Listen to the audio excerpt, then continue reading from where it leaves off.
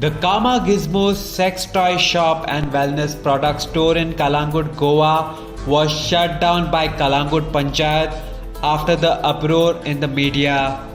The newly formed GOA party also condemned the inexplicable setting up of sexual wellness store in the state of Goa.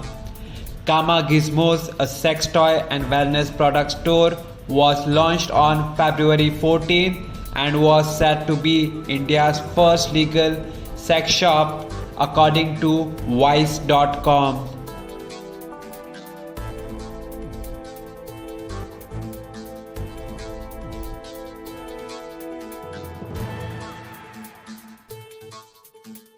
Subscribe to Goa First News and Entertainment channel and click on the bell icon and never miss any update.